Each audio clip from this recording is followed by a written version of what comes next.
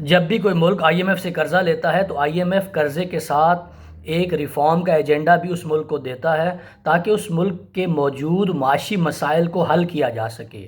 اس reform agenda کو بنیادی طور پہ واشنگٹن کنسنسس کہا جاتا ہے یا نیو لبرل اکنامک سسٹم کہا جاتا ہے۔ اس ریفارم ایجنڈا کا ایک بنیادی نقطہ یہ ہوتا ہے کہ اس ملک کے اندر موجود تمام اسٹیٹ اونڈ انٹرپرائزز کو پرائیویٹائز کر دیا جائے، اور اگر وہ ریاست کسی بھی قسم کے بزنس کے اندر انوالو ہے تو وہ ریاست اپنے سٹیکس اس بزنس سے نکال لے۔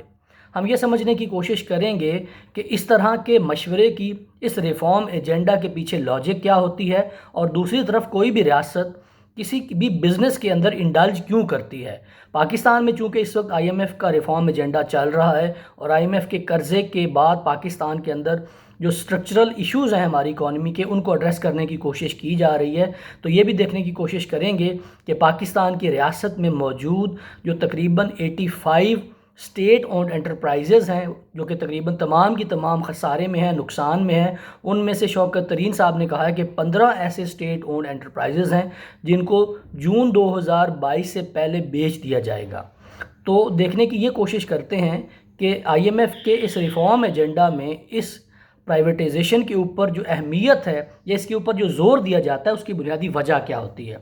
آئی ایم ایف کا، جیسے میں نے عرض کیا کہ تھرڈ ورلڈ کنٹریز کے لیے جو ریفارم ایجنڈا ہوتا ہے، جو ریسیپی آف دا سکسیس ہے، جو سیکرٹ سوس ہے، اس کو کہا جاتا ہے کہ یہ نیو لبرل اکنامک آرڈر ہے یا واشنگٹن کنسنسس ہے۔ 90 کی دہائی کے اندر یا شاید 80 کی دہائی کے اندر واشنگٹن بیسڈ اکانومسٹ نے اور تھنک ٹینکس نے تمام third world countries starting from South America ایک پروگرام انیشیٹ کیا، ایک پروجیکٹ انیشیٹ کیا کہ ان تمام تھرڈ ورلڈ کنٹریز کی اکانومیز کو اسٹڈی کیا جائے اور دیکھا جائے کہ ان اکانومیز کے اندر مسائل کیا ہیں، اور پھر کورسپونڈنگلی ان کو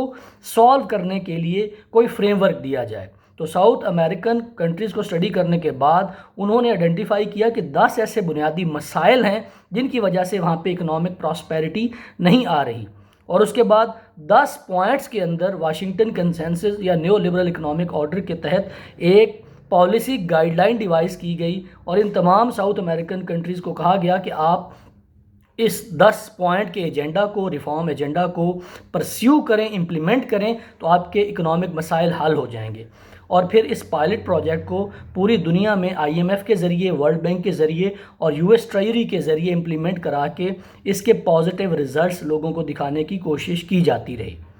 تو جو بنیادی فریم ورک ہے نیو لبرل اکنامک آرڈر کا یا واشنگٹن کنسنسس کا، اس کا ایک پیوٹل پارٹ ہے کہ اسٹیٹ اونڈ انٹرپرائزز نہیں ہونی چاہیے۔ اس کی وجہ یہ ہے کہ ریاست کا بنیادی مقصد کیا ہوتا ہے۔ کسی بھی حکومت کا بنیادی مقصد ڈیولپمنٹ اور سوشل ویلفیئر ہوتا ہے۔ گورننس جو ہوتی ہے وہ ایمڈ ایٹ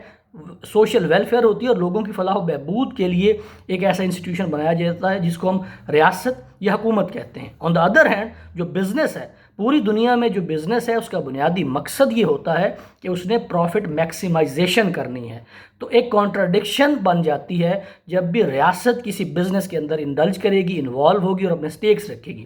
کیونکہ جو نیچر آف پرپز ہے وہ ڈیفرنٹ ہے، نہ صرف ڈیفرنٹ ہے بلکہ 180 ڈگری کے اوپر مخالف ہے۔ جو حکومت ہے، جو ریاست ہے، جو گورننس ہے، اس کا بنیادی مقصد ہوتا ہے کہ لوگوں کی فلاح و بہبود کے لیے کام کیا جائے۔ آن دا ادر ہینڈ جو بزنس ہے،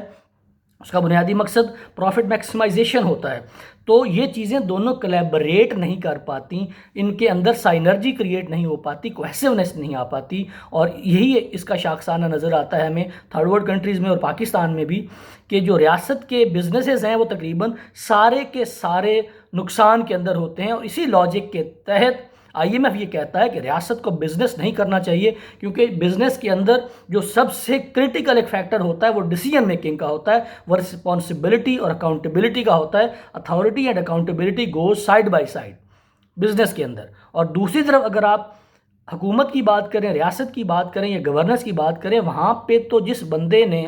کوئی بزنس کے ڈیسیجن کو اس فائل کے اوپر سائن کر دیا، اس کے پیچھے تو بعد میں نیب پڑ جائے گی، اور بیوروکریسی کی وجہ سے، ریڈ ٹیپس کی وجہ سے ڈیلے آتے ہیں، اور کسی بھی بزنس اپرچونٹی کو اویل کرنے کے لیے جو پروسیسز ہوتے ہیں گورنمنٹ کے، وہ اتنے ٹیڈیس ہوتے ہیں کہ وہ اس کو پراپرلی ایکسپلائٹ ہی نہیں کر پاتے۔ تو یہ بنیادی طور پہ یہ اس کی لاجک ہے، یہ اس کے پیچھے ریشنل ہے، نیو لبرل اکنامک آرڈر کے پیچھے اور واشنگٹن کنسنسس کے پیچھے،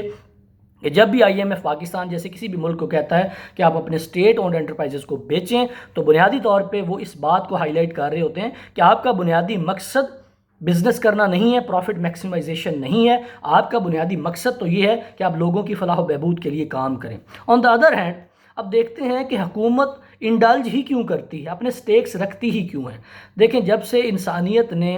اور گورننس نے ایمرج ہو کے اس طرح سوسائٹی کے اندر رہنا شروع کیا ہے اور ریاست بننا شروع ہوئی ہے، تو ریاست نے اپنے ذمے یہ لے لیا ہے کہ پوری سوسائٹی کے اندر پہ اور بزنسز کے لیول پہ جو کنیکٹیوٹی ہے، جو کمیونیکیشن ہے، جو انرجی کے سورسز ہیں، جو انفراسٹرکچر ہے، یہ چار چیزیں ایسی ہیں جو کہ تمام segment of the society, either they are individual, they are in groups اور دے آر ان بزنس، ان تمام سیگمنٹس کو یہ چار چیزیں ضرور امپیکٹ کرتی ہیں۔ تو اس کے بعد حکومت نے ڈیسائیڈ یہ کیا، ریاست نے ڈیسائیڈ یہ کیا کہ اگر تو ہم اس کو فری مارکیٹ اکانومی کے پرنسپل کے اوپر چھوڑ دیں گے ان چاروں چیزوں کو، تو فری مارکیٹ اکانومی کے پرنسپل پہ تو ڈیمانڈ اینڈ سپلائی سے اس کی پرائس ڈٹرمن ہوگی، تو یہ چیزیں مہنگی ہونا شروع ہو جائیں گی۔ تو ریاست نے ایک تھاٹ آؤٹ پروسیس کے بعد ڈیسائیڈ یہ کیا کہ کنیکٹیوٹی کا، انفراسٹرکچر کا، انرجی کا اور کمیونیکیشن کا اور کنیکٹیوٹی کو ملانے والے جتنے بھی مینز ہیں، ان میں اپنا سٹیک ضرور رکھے گی، اور کاسٹ آف پروڈکشن اگر زیادہ ہوگی تو حکومت اور ریاست اس میں سبسڈی دے کے لوگوں کو ایک سستا source of commutation,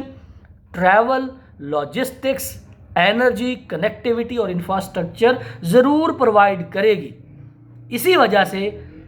Pakistan state oil exist کرتا ہے، اسی وجہ سے پاکستان اسٹیل ایگزسٹ کرتی ہے، اسی کی وجہ سے پی آئی اے ایگزسٹ کرتا ہے، اور اسی کی وجہ سے وابڈا ایگزسٹ کرتا ہے۔ یہ تمام وہ چیزیں ہیں، یہ تمام وہ سورسز ہیں جو ہماری سوسائٹی کے ہر سیگمنٹ کو امپیکٹ کرتی ہیں۔ ان کی پرائس میں اگر کچھ انکریز ہوگا یا ڈیکریز ہوگا تو ہمارے تمام سیگمنٹ آف سوسائٹی کے اوپر اس کا امپیکٹ آئے گا، اور بزنس کی جو وائبلٹی ہے وہ بھی آؤٹ ہونے کا خطرہ ہے اگر یہ کنیکٹیوٹی کے، انفراسٹرکچر کے، کمیونیکیشن کے اور انرجی کے سورسز مہنگے ہو جائیں گے۔ اب یہ حکومت کا مطمع نظر ہوتا ہے، کسی بھی ریاست کا مطمع نظر ہوتا ہے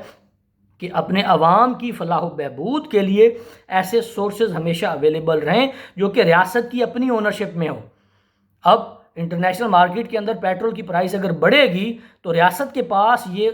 ایک ٹول ہونا چاہیے کہ جو ڈیولپمنٹ لیوی ہے، جو پی ڈی ایل ہے، اس میں اپنا شیئر کم کر لے، اور جو پوری انکریز ہے وہ عوام تک شفٹ نہ ہو، عام کنزیومر، عام صارف تک پورا امپیکٹ نہ پڑے۔ اب یہ ایک سمجھ لیں کہ ایک ٹسل ہے، یہ ایک مقابلہ ہے جو کہ نیو لبرل اکنامک آرڈر اور واشنگٹن کنسنسس اور دوسری طرف کسی بھی ریاست کے درمیان چل رہا ہوتا ہے جب بھی آئی ایم ایف کے ساتھ کسی بھی پروگرام کی ریفارم ایجنڈا پہ بات ہو رہی ہوتی ہے۔ تو اس پوری ویڈیو میں نے صرف ایک پوائنٹ کو